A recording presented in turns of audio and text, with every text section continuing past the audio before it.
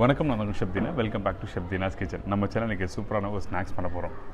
இப்போ இந்த கொரோனா வைரஸ்னால நம்ம குழந்தைங்க எல்லாம் வீட்டில் இருக்கிறதுனால அவங்களுக்கெல்லாம் கொஞ்சம் போர் அடிக்கும். எப்படி மேனேஜ் பண்ணுறது, நிறைய பேர் ப்ராப்ளம்லாம் பண்ணிருக்கு. இன்றைக்கி நியூஸில் கேட்டால் கூட குழந்தைங்களை எப்படி மேனேஜ் பண்ணுறது, வெளியே எப்படி கூட்டிட்டு போகணுன்னு தான் நினைக்கிறாங்களே தவிர, ஸோ அந்த டைமில் நம்ம வீட்டு குழந்தைங்களுக்கு ஒரு இன்ட்ரெஸ்டிங்காக நம்ம அவங்க கூட ஸ்பெண்ட் பண்ணாலே இந்த ப்ராப்ளம் சால்வ் ஆகிடும்.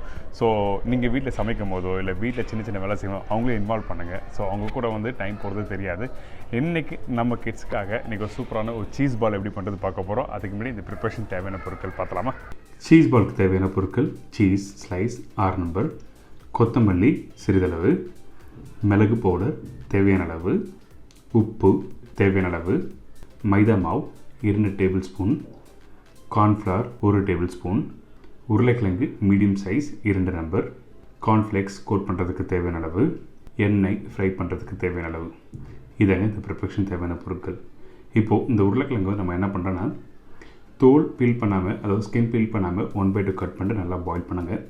பாயில் பண்ணி முடிச்ச பிறகு தண்ணியில் அப்படியே இருக்கக்கூடாது, உடனே ஸ்டெயின் பண்ணியிருக்கணும். வாட்டர் செட் பண்ணிச்சுன்னா உருளைக்கிழங்கு கொஞ்சம் லூஸான மாதிரி இருக்கும். அதனால தான் வேக வச்ச உடனே ஸ்டெயின் பண்ணிவிட்டு தோலை பீல் பண்ணி நல்லா கிரேட் பண்ணிவிட்டு, அதுக்கு பிறகு கொத்தமல்லி, மைதா மாவு 2 ஸ்பூன், கார்ன்ஃப்ளவர் 1 ஸ்பூன், மிளகு பவுடர் கொஞ்சம், உப்பு தேவையான அளவு. இது எல்லாத்தையும் ஒன்றா போட்ட பிறகு ஃபஸ்ட் நம்ம என்னென்னா, அதில் தண்ணி ஆட் பண்ணவே கூடாது. இந்த மிக்சரில் தண்ணி ஆட் பண்ணாமல் அந்த உருளைக்கிழங்கு, மைதா மாவு, கார்ன்ஃப்ளவர் எல்லாத்தையும் ஒன்றா போட்டு நல்லா மிக்ஸ் பண்ணிவிட்டு நல்லா ஸ்மாஷ் பண்ணிருக்கணும். பர்டிகுலராக நல்லா மிக்ஸ் பண்ணி முடிச்சுன்னா உங்களுக்கு இது மாதிரி வந்துடும். இதில் நீங்கள் கையில் எடுத்து ஒட்டக்கூடாது. பர்டிகுலராக தண்ணி ஒரு ட்ராப் கூட அதில் மிக்ஸ் ஆகக்கூடாது. தண்ணி அதிகமாகச்சுன்னா உங்களுக்கு வந்து அந்த உருளைக்கிழங்கு கரெக்டாக பால்ஸ் பிடிக்க வராது. மிக்ஸ் ரெடி பண்ணி வச்சு ஒரு ஓரமாக வச்சிடலாம். இதுக்கப்புறம் இன்னொரு பவுலில் இந்த சீஸ் ஸ்லைஸ் வச்சுருக்கேன்ல, இந்த ஸ்லைஸ் வந்து கொஞ்சம் லைட்டாக ஸ்மாஷ் பண்ணுறோம். ஸ்மாஷ் பண்ண பிறகு பிளாக் பெப்பர் பவுடர் தேவையான அளவுக்கு நம்ம போடுறோம், காரத்துக்கு ஏற்ற மாதிரி. இதே வந்து கான்டினென்டல் ஸ்டைலில் பண்ணும்போது ட்ரை ஹர்ப்ஸ்லாம் போடுவாங்க. நம்ம வீட்டில் ட்ரை ஹர்ப்ஸ்லாம் இருக்காது, அதனால் கொத்தமல்லி போட்டிருக்கோம். கொஞ்சம் கொத்தமல்லி, அதுக்கப்புறம் கொஞ்சம் உப்பு, இதெல்லாம் போட்ட பிறகு நல்லா மிக்ஸ் பண்ணுங்கள். அந்த மிக்சர் வந்து கொஞ்சம் நல்லா மிக்ஸ் பண்ணி முடிச்ச பிறகு நம்ம என்ன பண்ணுறோன்னா 1/2 நம்ம எடுத்துக்கலாம். இந்த மாதிரி 1/2 நம்ம எடுத்துகிட்டு இப்போ கையில் நம்ம என்ன பண்ணால் நல்லா அழுத்தி ப்ரெஸ் பண்ணுறோம். எதுக்காக இது மாதிரி நல்லா அழுத்தி ப்ரெஸ் பண்ணோன்னா, அந்த சால்ட்டு, கொத்தமல்லி, அதுக்கப்புறம் அந்த சீஸு, பெப்பர் எல்லாமே நல்லா மிக்ஸ் ஆகிறதுக்காக நல்லா கையில் உள்ளங்கையில் வச்சு நல்லா அழுத்தி ப்ரெஸ் பண்ணுறோம். நம்ம போர்டோ இல்லை பெரிய குவான்டிட்டினா நம்ம வந்து இது தோ மிஷினில் போடலாம். ஒரு சின்ன குவான்டிட்டி இருக்கும்போது கையில் வந்து பண்ணலாம். நீங்கள் வந்து நம்ம வீட்டில் இருக்க கல் இல்லை கட்டை, சப்பாத்தி கட்டையில் வச்சு நம்ம ஸ்மாஷ் பண்ணணும்னு சொல்லி பண்ண வேண்டாம். கையிலேயே பண்ணுங்கள், கரெக்டாகிடும். இது மாதிரி அழகாக சின்ன சின்ன சைஸ் ரவுண்டாக ரோல் பண்ணி எடுத்து வச்சிங்கன்னா உங்களுக்கு இந்த சீஸ் பால் ரெடி ஆகிடுச்சு. இதுக்கப்புறம் இதுக்கு மேலே வர லேயர் உருளைக்கிழங்கு நம்ம பண்ண போகிறோம். இப்போது இந்த உருளைக்கிழங்கு மிக்சர் ரெடியாக இருக்குல்ல, இந்த உருளைக்கிழங்கு மிக்சரை வந்து நம்ம இன்னும் கையில் நல்லா ஸ்மாஷ் பண்ணுங்கள். அதை உள்ளங்கையில் வச்சு ஸ்மாஷ் பண்ணிங்கன்னா உங்களுக்கு வந்து ஈவன் ஆகும். அதனால தான் எப்போயுமே டம்ப்ளிங் பண்ணும்போது வந்து நம்ம வந்து உள்ளங்கையில் வச்சு ஸ்மாஷ் பண்ண சொல்கிறோம். அதுக்கப்புறம் ரவுண்டான பிறகு பர்டிகுலராக வந்து இந்த பால்ஸை வந்து நீங்கள் வந்து சைடில் வந்து கொஞ்சம் திக்காக இருக்கணும், சென்டர் ஏர் வந்து கொஞ்சம் தின்னாக இருக்கணும். இந்த மாதிரி ரெடியான பிறகு நம்ம வீட்டில் எப்படி கொழுக்கட்டை பண்ணுங்களோ அதே மாதிரி உள்ள சீஸ் வச்சு இது மாதிரி கரெக்டாக ப்ரெஸ் பண்ணணும்.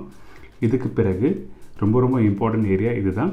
நீங்கள் வந்து இந்த சீஸ்லாம் வச்சு ரோல் பண்ணி முடித்த பிறகு அழுத்தக்கூடாது. ஸ்லோவாக வந்து மெதுவாக நீங்கள் ரோல் பண்ணணும். வேணும்னா கொஞ்சம் லைட்டாக மைதா மாவு போட்டிங்கன்னா உங்களுக்கு ஒட்டாது. இப்போ இது மாதிரி ரோல் பண்ணி முடித்த பிறகு நம்ம வந்து ஒரு பைண்டிங் ரெடி பண்ணுவோம், திக்னிங் ஏஜென்ட் ரெடி பண்ணுறோம். அதாவது கார்ன்ஃப்ளவர் இருக்குல்ல, இந்த கார்ன்ஃப்ளவர் வந்து ஒரு 2 ஸ்பூன் போட்ட பிறகு கொஞ்சம் லைட்டாக தண்ணி ஆட் பண்ணிட்டு நீங்கள் இந்த மாதிரி தின்னாக வாட்டர் ரெடி பண்ணி வச்சுருங்க. எதுக்காக கேட்டிங்கன்னா, இந்த பால் வந்து இந்த கார்ன்ஃப்ளவர் டிப் பண்ண பிறகு தான் இதில் வந்து கார்ன்ஃப்ளெக்ஸை ரோல் பண்ண முடியும். நம்ம டேரெக்டாக ரோல் பண்ணால் சம்டைம் வந்து வெளியே வந்துடும். அதனால தான் கார்ன்ஃப்ளவர் பேட்டர் வந்து டிப் பண்ணிவிட்டு இதுக்கப்புறம் வந்து ரோல் பண்ணுறோம்.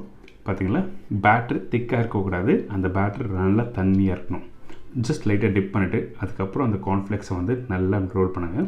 நல்லா சாஃப்டாக இருக்கும். நம்ம டேரெக்டாகவும் ரோல் பண்ணி முடித்த பிறகு நம்ம ஃப்ரை பண்ண முடியாது. இதுக்கப்புறம் நம்ம ஃப்ரீஸ் பண்ண போகிறோம். ஃபஸ்ட்டு நல்லா ரோல் பண்ணலாம். இது மாதிரி இந்த ரோல் பண்ணி முடிச்ச சின்ன பிளேட்டில் வச்சுருக்கல, இது வந்து நான் டேரெக்டாக என் வீட்டில் இருக்க ஃப்ரீசர், அதாவது நம்ம ஃப்ரிட்ஜ் இருக்குல்ல, அதில் வந்து டீப்பில் வந்து நம்ம வந்து நல்லா 1 hour வந்து ஸ்டோர் பண்ணுறோம். கொஞ்சம் ஸ்டோர் பண்ணி எடுத்திங்கன்னா கொஞ்சம் லைட்டாக ஹார்ட் ஆகும். அப்படியே டேரெக்டாக ஃப்ரை பண்ணால் அந்த சீஸ் உடஞ்சிரும், அதுக்கப்புறம் ஃப்ரை பண்ண முடியாது. அதனால தான் வந்து ஃப்ரீஸ் பண்ணிவிட்டு அதுக்கப்புறம் எடுத்து நல்லா சூடாக இருக்க ஆயிலில் வந்து இதில் ஃப்ரை பண்ண போகிறோம். ஏன் கேட்டிங்கன்னா, அந்த உருளைக்கிழங்கு வந்து ஏற்கனவே வேக வச்ச உருளைக்கிழங்கு தான், அந்த சீஸ் அப்படியே சாப்பிட்லாம். அந்த ஃப்ரீஸர் ஆன அந்த உருளைக்கிழங்கு அந்த சீஸ் வந்து ஃப்ரை பண்ணுறதுக்காக மட்டும்தான் வந்து இந்த மாதிரி ஹை ஃப்ளேம் வச்சு ஃப்ரை பண்ணணும்னு சொல்கிறேன். நல்லா ஃப்ரை பண்ணிடுங்க. கரெக்டாக ஃப்ரை பண்ணுறதுக்கு அதிகபட்சம் ஒரு 2 நிமிஷம் ஆகும். சூடு இல்லாமல் போட்டிங்கன்னா கண்டிப்பாக வந்து என்னென்னா அந்த ஃப்ரை ஆக ஆயில் வந்து சர்வ் பண்ண ஆரம்பிச்சிடும். அதுக்கு பிறகு வந்து அந்த சீஸ் வெளியே வர வந்துடும். பார்த்திங்கன்னா நல்லா கோல்டன் ப்ரௌன் அழகாக சூப்பராக வருதில்ல. இதே மாதிரி நீங்கள் நல்லா ஹை ஃப்ளேம் வச்சு ஃப்ரை பண்ணியிருந்தீங்கன்னா உங்களுக்கு ஒரு அருமையான சீஸ் பால் ரெடி. இப்போ இந்த சீஸ் பால் ரெடி ஆகிடுச்சு. நான் உங்கள் வீட்டில் நீங்கள் பண்ணும்போது இந்த சீஸ் பால் எப்படி வரும்னு சொல்கிறேன். இப்போ பார்த்தீங்கன்னா இந்த சீஸ் பால் வந்து நல்லா சூடாக இருக்குது. இப்போ ஒரு நைஃப்பில் வச்சு நான் கட் பண்ணுறேன். கட் பண்ணி முடித்த பிறகு அந்த உருளைக்கிழங்கு லேயர் தனியாகவும் அதுக்கப்புறம் அந்த சீஸில் ஒரு லேயர் தனியாகவும் இருக்கும். கொஞ்சம் சூடு, அதாவது உடனே ஃப்ரை பண்ண உடனே இப்படி இருக்கும். 2 நிமிஷம் விட்டு நீங்கள் கட் பண்ணிங்கன்னா அந்த சீஸ் மெல்ட் ஆகிருக்கும். ஒரு அருமையான ஸ்டைலில் இன்றைக்கி சீஸ் பால் கொடுத்துருக்கேன். கண்டிப்பாக வீட்டில் ட்ரை பண்ணி பாருங்கள். எனக்கு இந்த சீஸ் பால்ஸ் எப்படி பண்ணுறது இப்போ எல்லாரும் கீ செஞ்சிடும். கண்டிப்பாக வீட்டில் ட்ரை பண்ணி பாருங்கள். முடிஞ்சால் நீங்கள் இந்த சீஸ் பால் எப்படி பண்ணீங்க உங்கள் ஃபேமிலியோட ஒரு ஃபோட்டோ எடுத்து எனக்கு அனுப்பிச்சி விடுங்க. ஸோ இது ரொம்ப ரொம்ப இம்பார்ட்டன்ட். இதே மாதிரி நாளைக்கு இன்னொரு சுவையான சூப்பரான டிஷ்ஷை சந்திக்கிறேன். அதுவரை உங்கள் இடமிருந்து எடுக்கிறது உங்கள் chef Deena. See you, bye bye, take care.